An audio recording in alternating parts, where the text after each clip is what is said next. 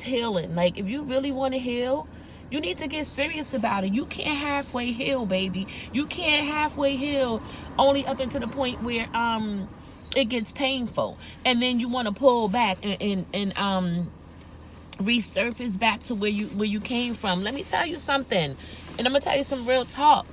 Healing is some painful shit. Okay, point blank period.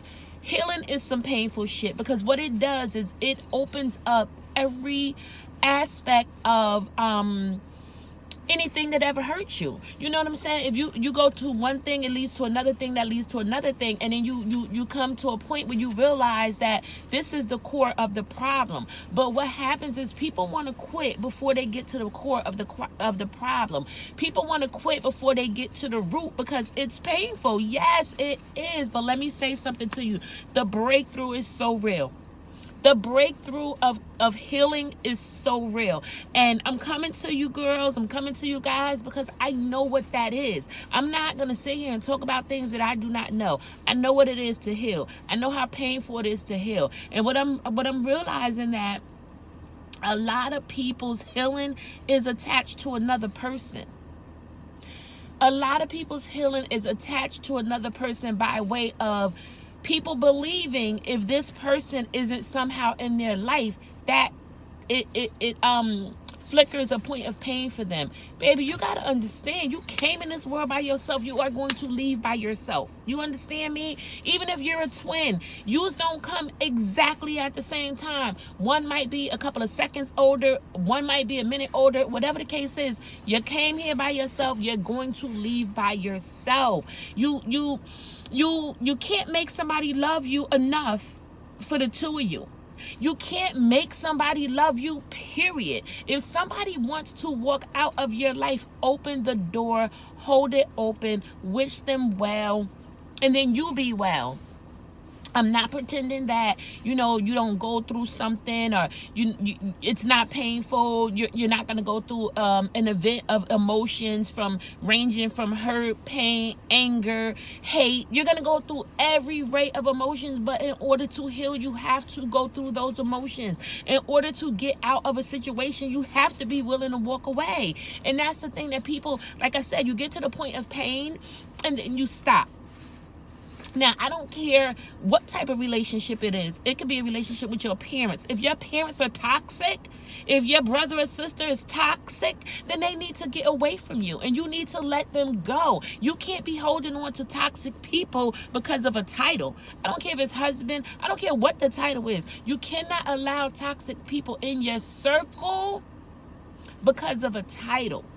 And at the end of the day, if you don't love yourself enough to set standards for yourself on what you will allow and will not allow into your life, people will bring everything into your life, because you have no standards, you have no boundaries, you have no foundation, you have nothing to stand on. So you're saying to them, I welcome all the bullshit that you bring to me.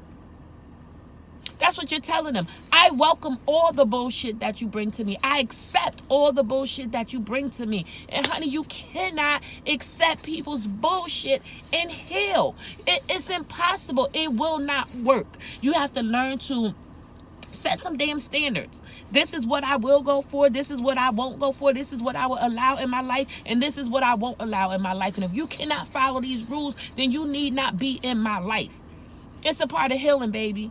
It's a part of healing. And let me tell you something. With healing, some people will fall off before you even have to ask them to.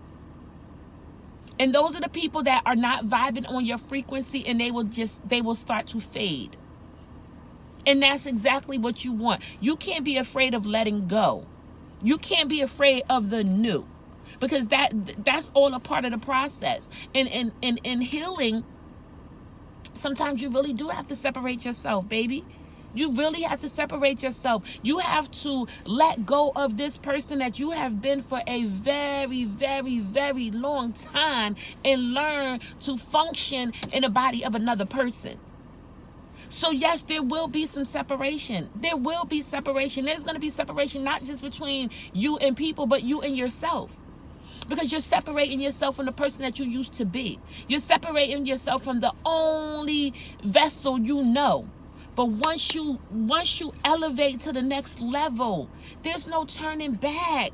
There's not a better feeling in the world than to heal. And you have to be serious about your healing, no matter what it entails.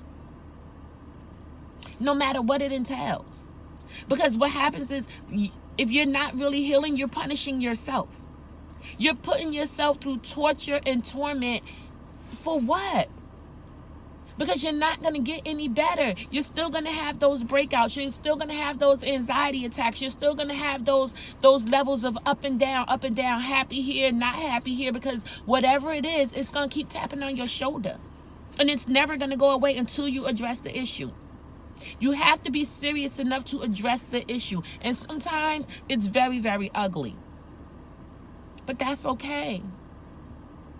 That's okay. And you have to be ready for it.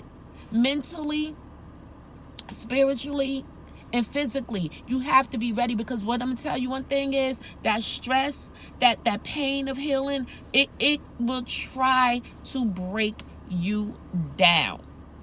And if you allow it to break you without the breakthrough, then it's null and void.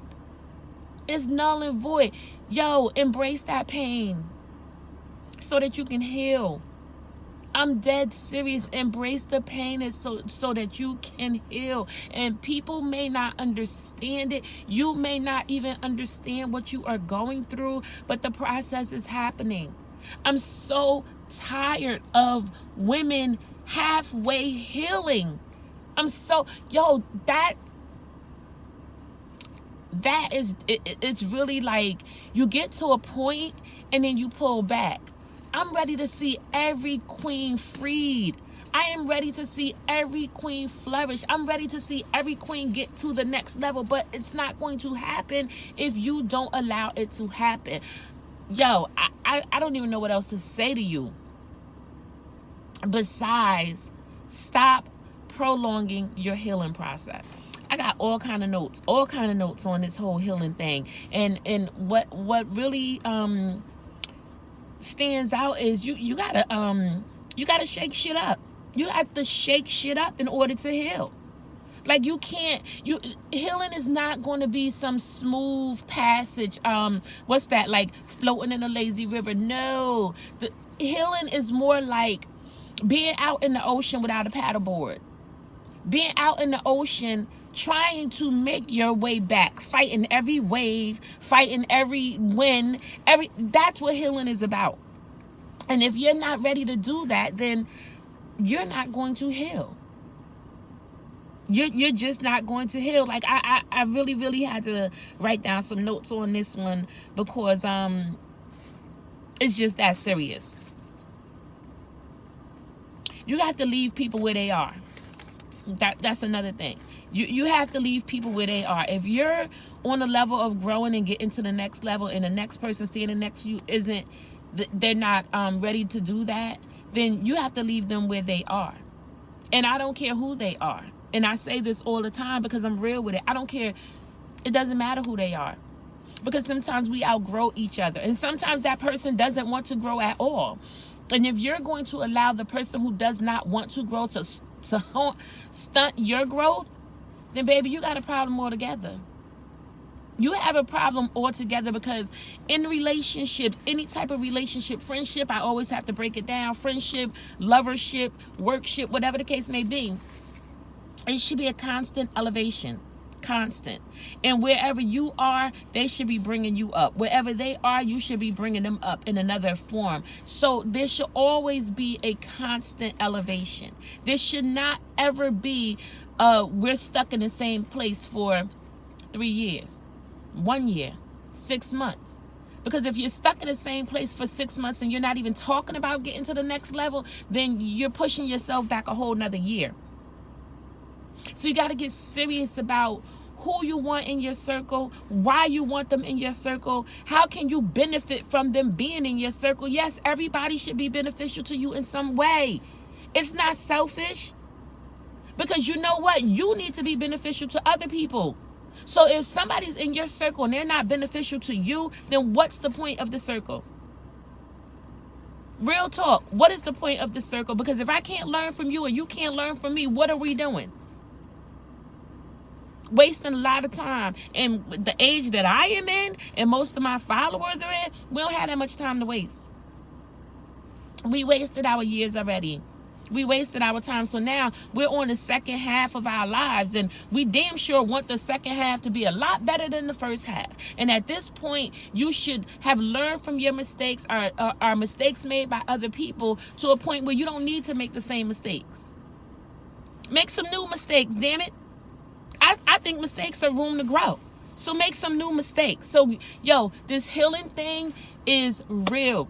It's real, baby. And there's so many people out here that need to heal. So many people. And when you come into a relationship and you're a dude and you need to heal, and you're a female and you need to heal, like, that, it becomes combative. Because you have shit going on and I have shit going on. And how do we bring that together?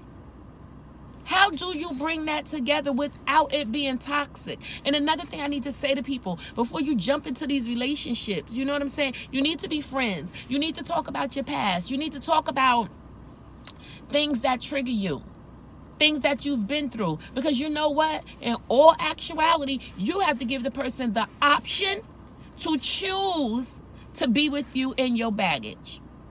You have to give people the option. That's just like if you walk into a relationship and you don't have the deep conversation, a deep-rooted conversation, and you find out that the person you are now dating comes from a family of habitual alcoholics.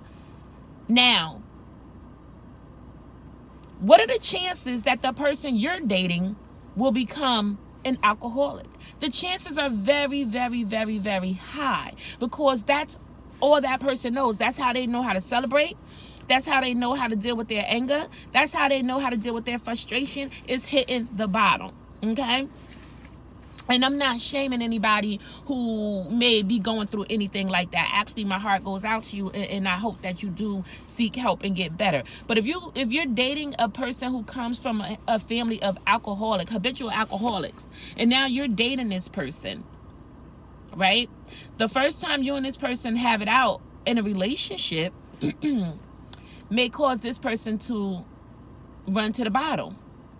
Now, what happens with that is you don't know how they act once they run towards that bottle. So now you're being introduced to another person. So you've stepped in the realm of a relationship with somebody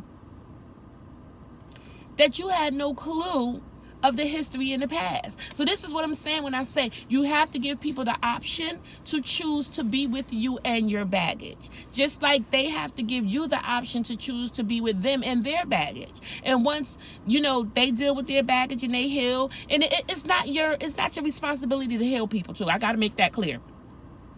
It's not your responsibility. If you want to be there with somebody, or you want to be there for somebody during their healing, but you're not their punching bag, you're not their resource, you're not their outlet. They have to be willing to heal on their own, and they have to want to heal on their own. So I'm going to pick up later on this video because I got to go right now. Peace.